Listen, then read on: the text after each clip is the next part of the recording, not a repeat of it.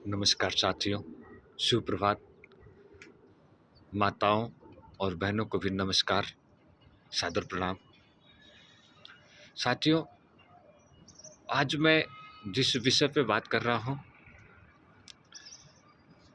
कल की वीडियो में मैं जहाँ बात अपनी विराम दिया था कि हमारे अंदर मानवीय गुणों की, मानवीय मूल्यों की कमी आई है, जिसकी वजह से आज हमें समाज में देखना पड़ रहा है कि हमारे गांव में, हमारे शहरों में सभी लोग को तो मैं नहीं कह सकता, लेकिन कुछ लोग अपने माँ बाप को अपने घर में नहीं रख पा रहे हैं।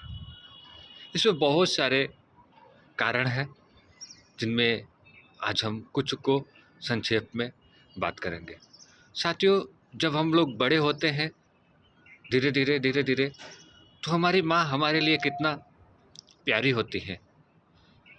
हम 2, 3, 4, 5 भाई हों, बहनें हों, सभी लोग को बनाना, खिलाना, उनका कपड़े धोना, बर्तन धोना, सारा काम अकेले माँ संभाल लेती है। आपने देखा होगा और देख भी रहे होंगे। लेकिन ऐसा क्या अड़चन आती है, ऐसी क्या परिस्थितियाँ बनती है कि वही माँ को एक दिन अनाथालय, वृद्धाश्रम में रहना पड़ता है। साथियों, वृद्धाश्रम में जाना उस माँ के लिए कितना दुख भरा होगा। जो माँ अपने घर को घर समझती थी, अपने गांव को अपना परिवार समझती थी, उनके साथ में उन्होंने 40 साल 50 साल बिताए हैं, उनको अगर उस उम्र में अकेले रहना पड़े। वृद्धाश्रम की ज़िंदगी किसी जेल से कम नहीं है साथियों। वहाँ आज़ादी छीन जाती है, निजता छीन जाती है, लेकिन क्या करें, परिस्थितियाँ ऐसी होती हैं। उस परिस्थितियों को हम पनपने ही ना दें, उन परिस्थितियों को हम पनपने ना दें, उसका कारण ढूंढ करके उसको शुरू में ही नष्ट करें।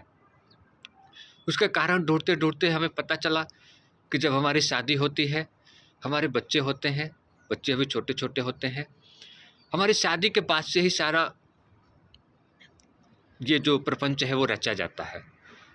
मैं मातृशक्ति से और अपनी बहनों से विशेषकर प्रार्थना करूँगा, बहनों, जब किसी परिवार में ऐसी घटनाएं होती हैं तो सबसे पहले आपके ऊपर ही लांछन लगाया जाता है कि अभी तक तो माँ ठीक थी, बहू के आने के बाद ही ऐसा हो रहा है। तो मेरी बात थोड़ा गौर से सुनिएगा। मैं नहीं चाहता कि आपके ऊपर ये लांछन लगे, क्योंकि आपके आने के बाद अगर आपकी सास को रहने में तकलीफ़ हो रही है तो आप उस पर विचार करिए कि हमारी वजह से कहाँ त्रुटि हो रही है कि जो माँ अपने बेटे के साथ 20 साल 25 साल से इस घर में रह रही है, हमारे आते ही ऐसी क्या परेशानी आ गई कि हम में और सास में बन नहीं रही है। यही वजह है ना जाने की वृद्धाश्रम में। दूसरी वजह क्या है? शौक से थोड़ी जाती है माँ या पिताजी, घर की परेशानियों की वजह से जाती है, आपसी कलह की वजह से जाती है।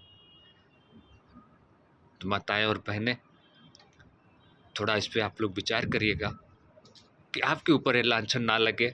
जो गए वो गए, आज से तो हम सुधार कर सकते हैं। थोड़ी बहुत उनकी बातें सुन करके अगर आप उनको घर में रख ले रही हैं, उनका ही घर है, आप तो बाद में आई हैं। इस पे थोड़ा विचार करिएगा। साथियों, समाज में और गांव में आपने और भी एक चीज़ देखा होगा कि अगर किसी माँ बाप के 2 या 3 बच्चे हैं तो उन 2 और 3 बच्चों में भगवान का रूप माँ पिता को रखने की होड़ नहीं रहती है।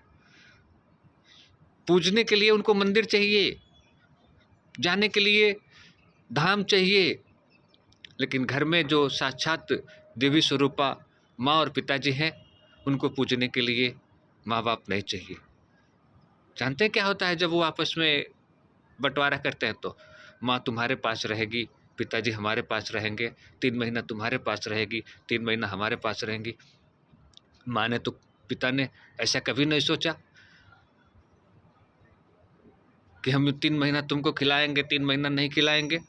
उन्होंने सबको एक बराबर देखा, सबका भरण पोषण किया, सबको बड़ा कर दिया। आज जब तुम्हारी बारी आ रही है तो बोल रहे हो कि 3 महीना हम करेंगे, 3 महीना तुम करोगे। साथियों, माँ बाप कोई अमर होकर नहीं आए हैं, एक दिन चले जाएंगे इस धरती से। जिसके माँ बाप नहीं है उनसे पूछिए, या जिस दिन माँ बाप चले जाते हैं उस दिन सोचिए कि कितना तकलीफ होती है। साथियों, बात थोड़ी कड़वी है मगर सच है। हमारे अंदर कमियां आई हैं, उन कमियों को हमें पहचानना है कि हम किस मोड़ पे बदल रहे हैं। साथियों, इस विषय पर बहुत सारे फिल्म निर्माताओं ने, डायरेक्टरों ने फिल्में बना करके बहुत सारे धन कमा लिए।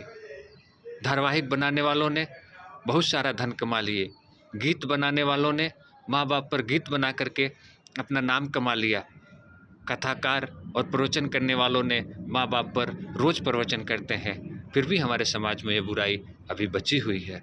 साथियों, दूसरे भाग में मैं यहीं तक आपको समझा पाया। कल के तीसरे भाग में मैं आपका इसका निवारण और समाधान के साथ तीसरा वीडियो लेकर के आऊँगा। तब तक के लिए मैं अपनी वाणी को विराम देता हूँ। आपका दिन शुभ हो, सुंदर हो, आप खुशहाल रहें। सुबह की राम राम। आज भगवान शंकर की कृपा आप सभी के ऊपर बनी रहे। सर्वे भवन्तु सुखिनः, सर्वे सन्तु निरामया, सर्वे भद्राणि पश्यन्तु, मा कश्चित् दुःखभाग् भवेत्। ओम शांति शांति शांति ही।